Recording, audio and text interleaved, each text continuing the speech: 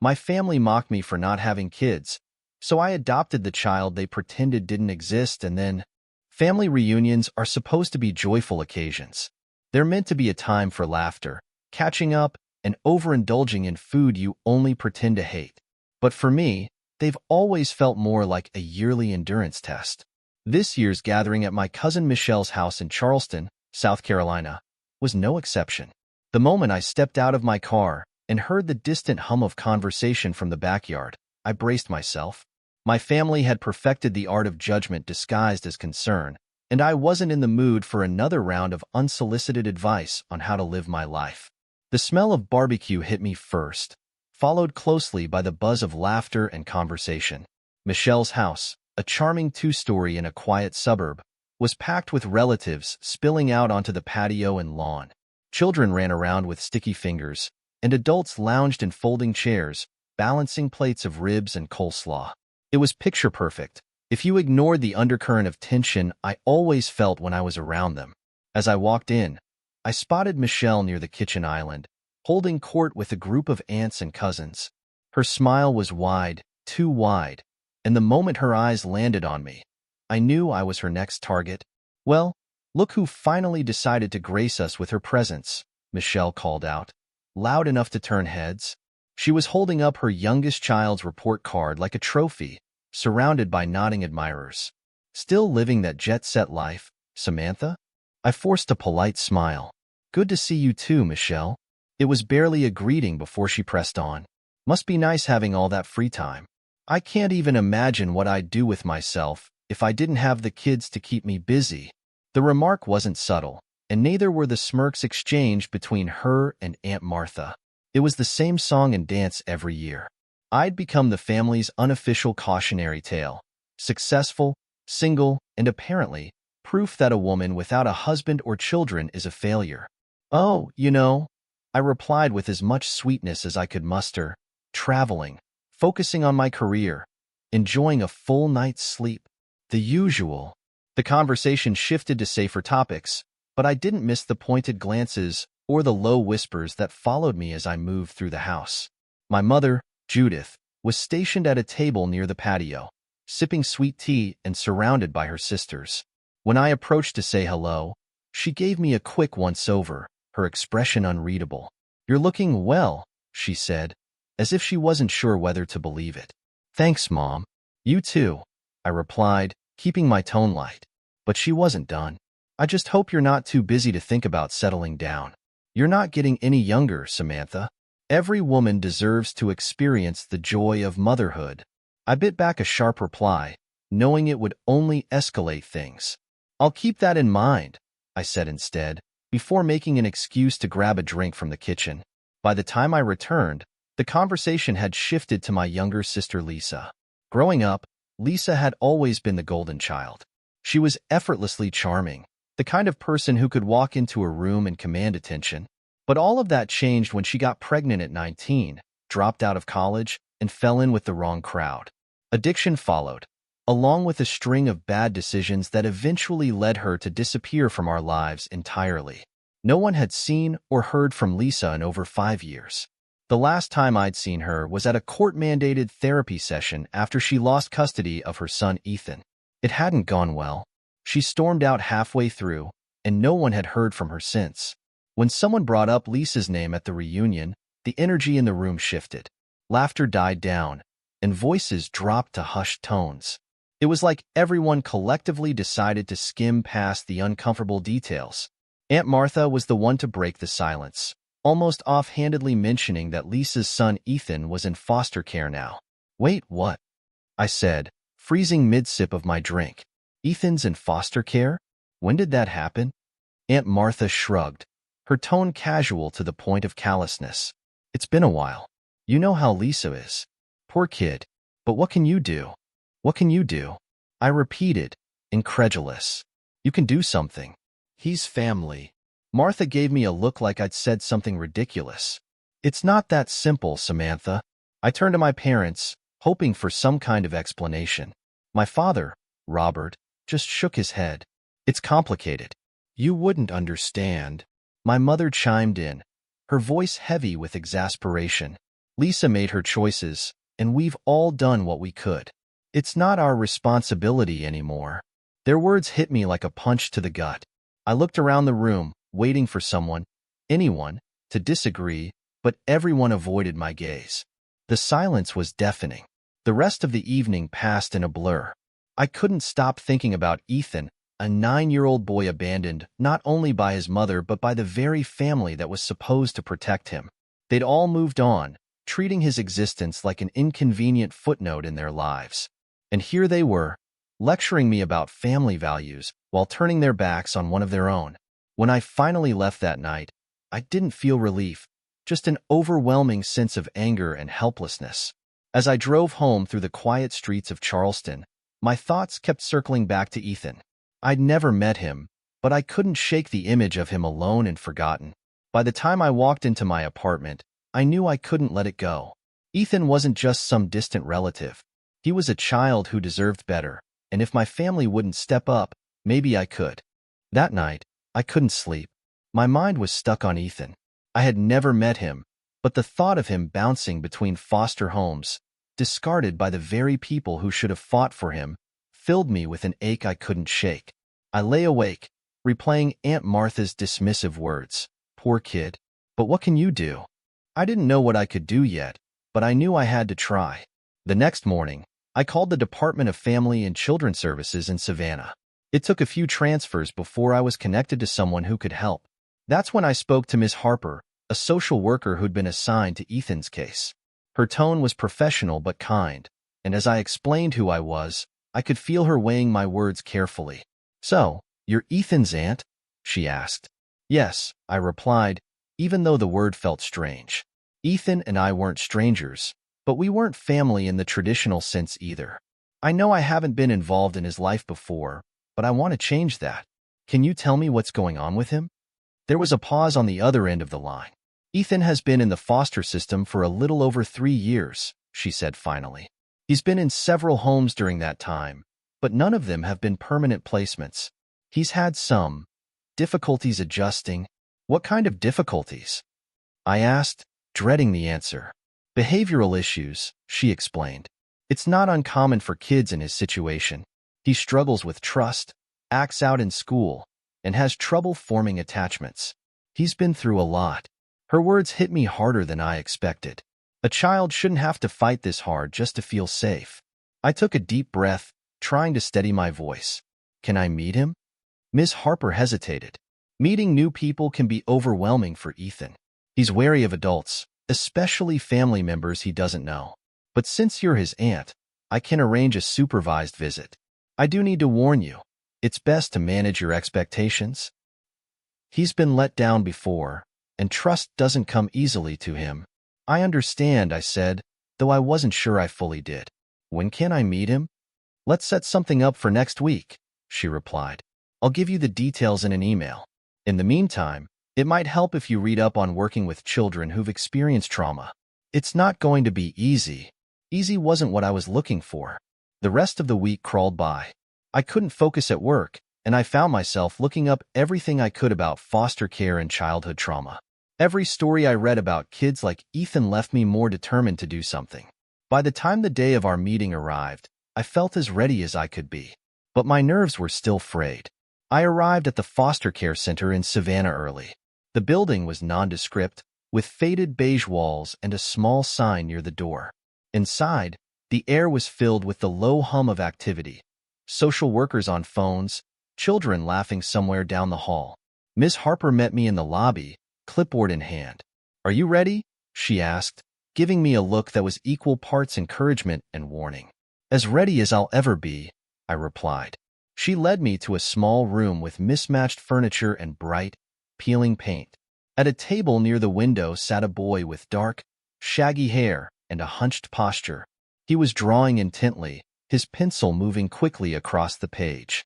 He looked smaller than I expected for a 9-year-old, his frame thin and his shoulders rounded in a way that made him seem like he was bracing for something. "Ethan," Ms. Harper said gently, "this is Samantha. She's your aunt." Ethan glanced up briefly, his dark eyes darting to me, and then back to his drawing. He didn't say anything. "Hi, Ethan," I said, trying to keep my voice light. What are you working on? He didn't answer right away, but after a moment, he held up his paper. It was a sketch of a robot, detailed and precise, with intricate gears and wires. I was impressed. That's incredible, I said sincerely. Did you come up with that yourself? He shrugged, still not meeting my eyes. Yeah. I sat down across from him, careful not to crowd his space. I've never seen a robot like that before. Do you like to draw? He nodded, his grip on the pencil tightening. It's what I do when I'm bored. There wasn't much else I could get out of him that day. Most of the time, he kept his head down, focused on his sketch, while Miss Harper filled the silence with small talk. But I didn't mind. I could see glimpses of who Ethan was, a quiet, creative boy who'd been through more than anyone his age should have to handle. As I left the center that afternoon, I felt a strange mix of hope and heartbreak. He didn't trust me, not yet, but there was something about him that made me want to keep trying. When I told my family about the visit later that week, the reaction was exactly what I'd expected. My mother rolled her eyes and said I was being dramatic. My father scoffed, muttering something about me playing hero. And Michelle, always eager to chime in, laughed outright. You're going to regret this, she said. That kid's got baggage, Samantha. You can't just swoop in and fix everything. It's not about fixing anything, I shot back. It's about showing up. Their judgment stung, but I refused to let it deter me. Over the next few weeks, I visited Ethan as often as I could.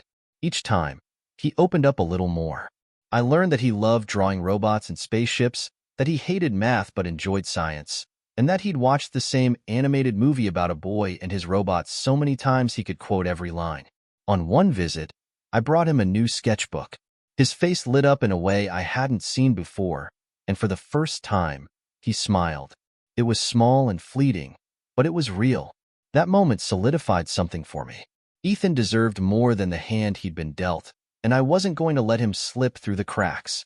By the end of the month, I had made up my mind. I was going to start the process of adopting Ethan. It wasn't a decision I made lightly, but it felt like the only decision I could make.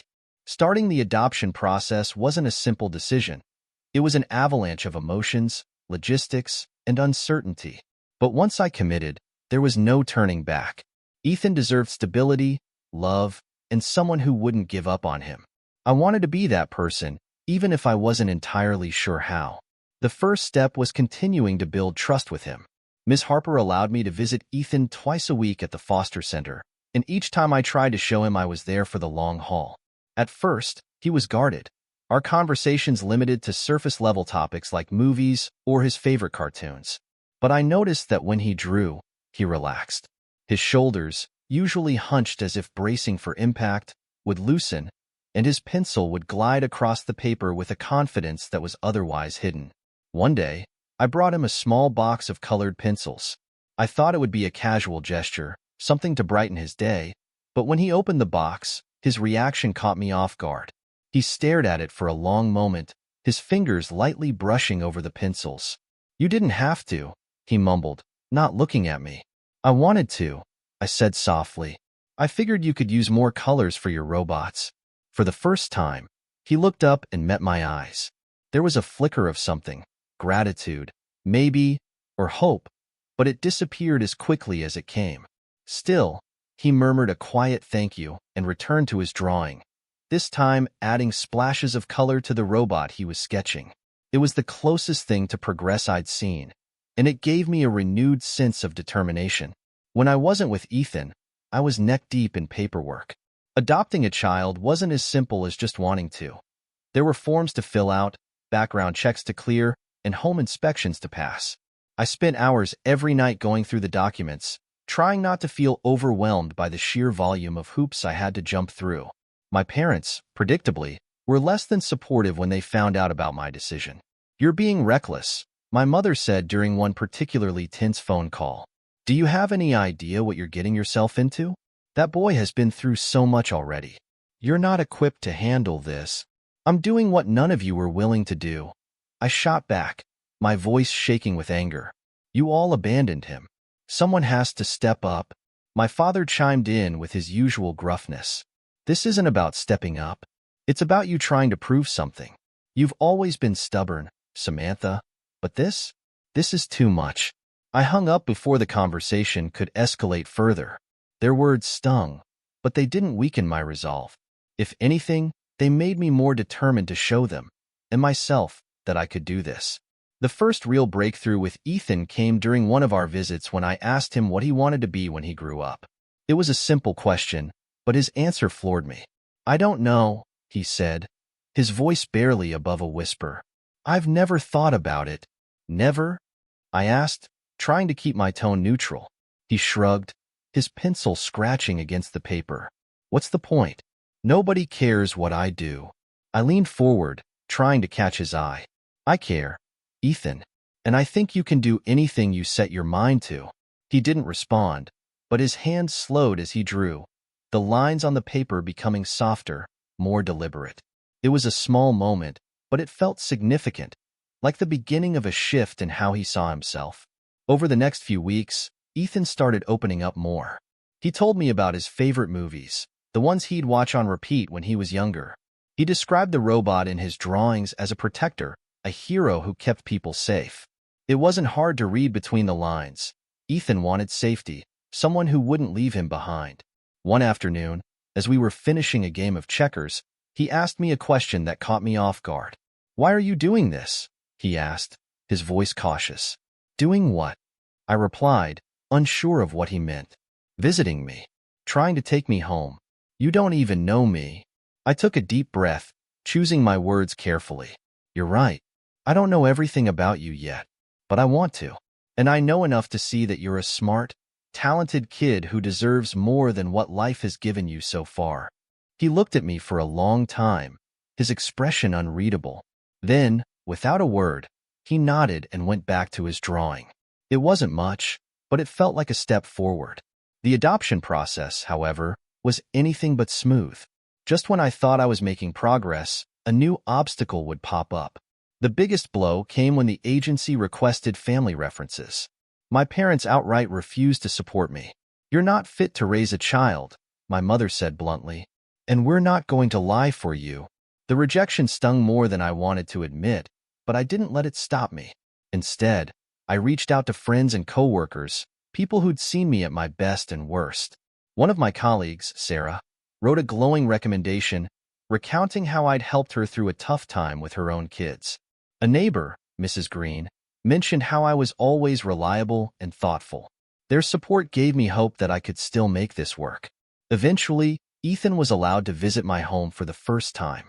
I had spent weeks preparing for this moment, child-proofing the cabinets, setting up a small desk in the spare bedroom, and stocking the fridge with his favorite snacks. When he arrived, he was visibly nervous, his eyes darting around as if expecting something to go wrong. "Welcome to your room," I said, opening the door to the spare bedroom. He stepped inside cautiously, taking in the soft blue walls and the shelves lined with sketchbooks and art supplies. For a moment, he said nothing. Then, he turned to me and asked, "This is mine." "All yours," I said, smiling. He hesitated before sitting down at the desk, running his fingers over the smooth surface. "It's nice," he murmured. That night, we tried making pancakes for dinner. It was a disaster.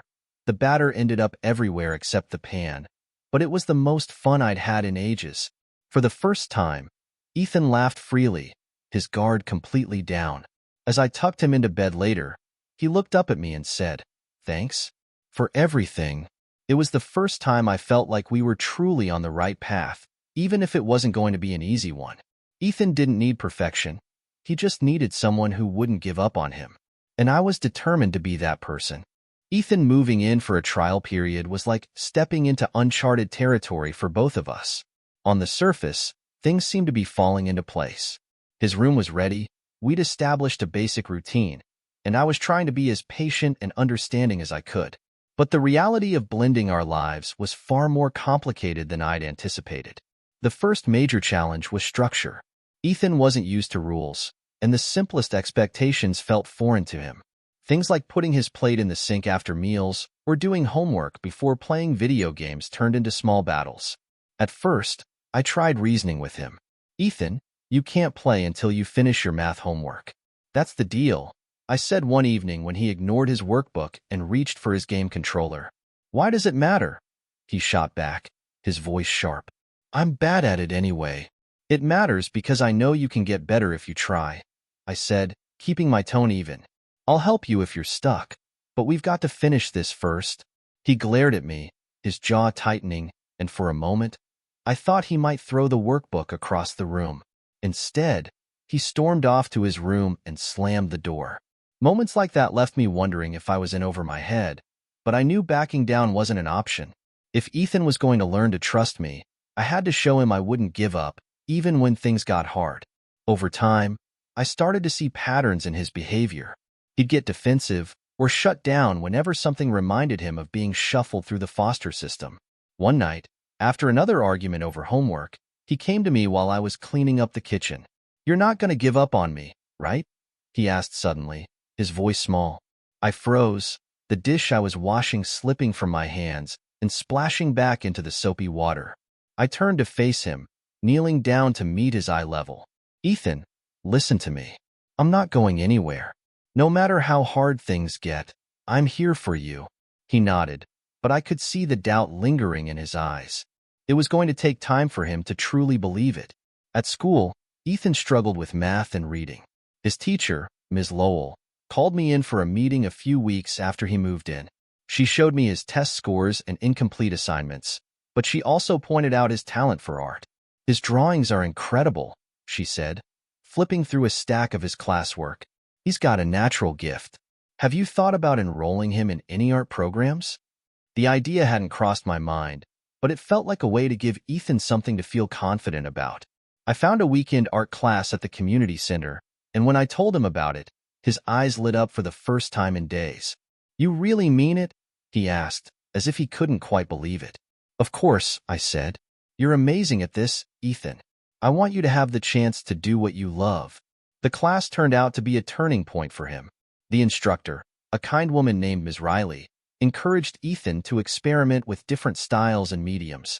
After his first session, he came home with a charcoal sketch of a futuristic city that took my breath away. This is incredible, I told him, holding up the drawing. You should be proud of this. For the first time, he smiled shyly and said, thanks. But while Ethan was starting to find his footing, the drama with my family reached a boiling point. One evening, I came home to find a letter from my parents waiting in the mailbox. It was a scathing, 4-page diatribe accusing me of tearing the family apart by adopting Ethan. They called me selfish and unfit, claiming I had no idea what it took to raise a child, let alone one with a troubled past. I sat on the couch, the letter crumpled in my hands, my chest tight with anger and sadness. I wasn't surprised by their reaction, but seeing their disapproval spelled out so bluntly was like reopening an old wound. I didn't reply to the letter. Instead, I focused on the people who supported me, my friends, co-workers, and even a few kind neighbors. Mrs. Green, the elderly woman who lived 2 doors down, showed up one afternoon with a plate of cookies for Ethan. I heard about what you're doing for that boy, she said, her voice warm. If you ever need anything, you let me know.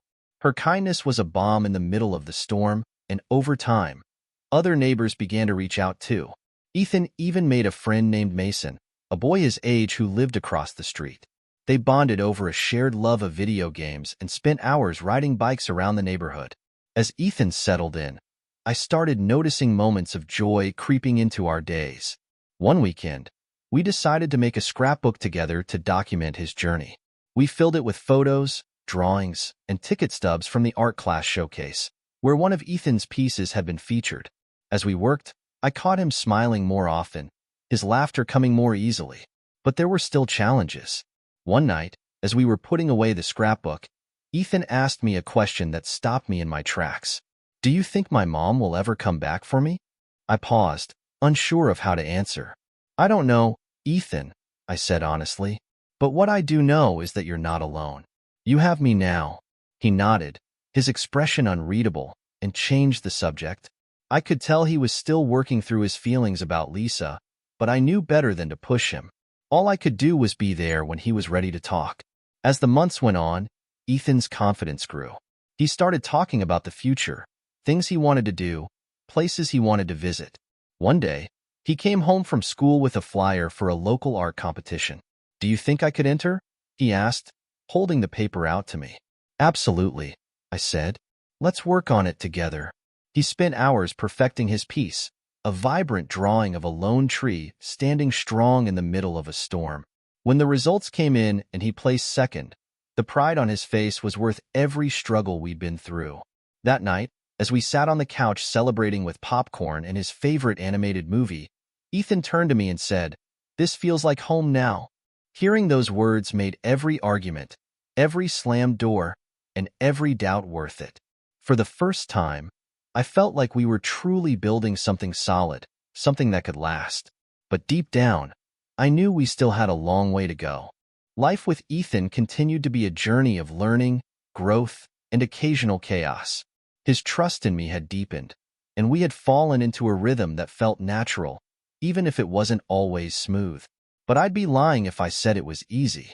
Parenting is a constant test of patience, and with Ethan's background, it came with extra challenges. One of the most difficult hurdles was school. Despite his artistic talents, Ethan still struggled academically, particularly with math. One evening, I sat with him at the kitchen table, going over his homework for what felt like the 100th time. "I don't get it," he said, frustration bubbling over. He slammed his pencil down and pushed the workbook away. "I'm just stupid." "You're not stupid, Ethan," I said firmly. "Math is hard, but we'll figure it out together." He glared at the workbook, his jaw tight. "What's the point? I'll never use this stuff anyway." I wanted to argue, to tell him he'd need these skills someday, but I realized that wasn't the point. He wasn't upset about math. He was upset about feeling like he couldn't measure up. So instead, I shifted the focus. "You don't have to get it perfect," I said gently. "You just have to try. That's all I ask." It took time, but eventually, he picked up the pencil again. Moments like those reminded me that progress wasn't linear, but it was still progress. Ethan's art, on the other hand, continued to flourish. His teacher submitted one of his pieces to a regional contest without telling him, and when we got the call that he'd won first place, he couldn't believe it. "They want to feature your work at a school assembly," I told him, grinning. His eyes widened. "Do I have to talk in front of everyone?" "Just a little," I said. "You don't have to give a speech or anything. Just accept your award and smile." On the day of the assembly, Ethan fidgeted nervously in his seat. When his name was called, the applause was thunderous. He walked up to the stage, clutching the microphone awkwardly. His voice shook as he said, "Art helps me say things I don't know how to say out loud. It makes me feel like I'm not alone." By the time he stepped off the stage, the applause had turned into a standing ovation. I was so proud I thought my heart might burst. But as with most highs, there was a low waiting around the corner. After the ceremony, while we were taking photos, Lisa showed up unannounced. I spotted her lingering near the back of the crowd, her expression a mix of guilt and determination. When Ethan noticed her, his excitement faded, replaced by uncertainty. Lisa approached cautiously. "Ethan," she said softly, "it's me, your mom." Ethan didn't move. He stood frozen, his hands gripping the award tightly. Lisa tried to talk to him, but her words quickly turned defensive. "I've been trying to reach you," she said, her voice trembling. "I'm sorry for everything, but I deserve to see my son." I stepped in before things could escalate.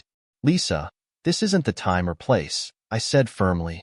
Her voice grew louder, drawing attention from nearby parents. "You're keeping him from me. I'm his mother." I took a deep breath, forcing myself to stay calm. "Ethan's well-being comes first. If you want to see him, it needs to be under the right circumstances." Lisa stormed off, muttering under her breath, and Ethan looked at me with a mixture of relief and sadness. We went home, and I did my best to salvage the day with ice cream and a movie, but I could tell it had shaken him. Later that night, as I tucked him into bed, he asked, "Do you think she's really sorry?" "I think she wants to be," I said honestly. "But it's okay to take your time figuring out how you feel about it." He nodded, his eyes heavy with thought, and rolled over to sleep. Despite the disruption, Ethan continued to thrive in other areas. His artwork gained more recognition, and his confidence grew with every compliment and award.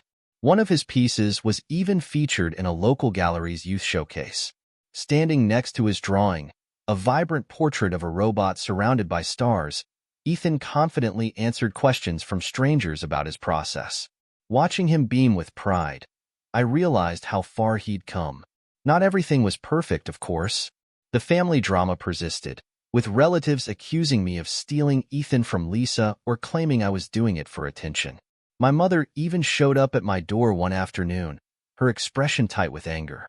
"This family is falling apart because of you," she said, crossing her arms. "You need to fix this." "I'm not the one who abandoned Ethan," I replied calmly. "If you can't accept what I'm doing, then I don't want you in his life." She left angry, but I didn't waver. My priority was Ethan, not their approval. One unexpected ally came in the form of my cousin Anna, who had always been quiet during family gatherings. She reached out to me after seeing the gossip on social media and wrote a heartfelt post defending me. She called out the family's hypocrisy and praised me for stepping up when no one else would. Her support meant more than she probably realized. The final confrontation with my family came at a wedding a few months later. As expected, the whispers and side eyes started as soon as I walked in with Ethan. At one point, a relative made a snide comment about my charity project. I'd had enough. I stood up and addressed them all. "You all sit here and preach about family values, but when Ethan needed you, you turned your backs on him.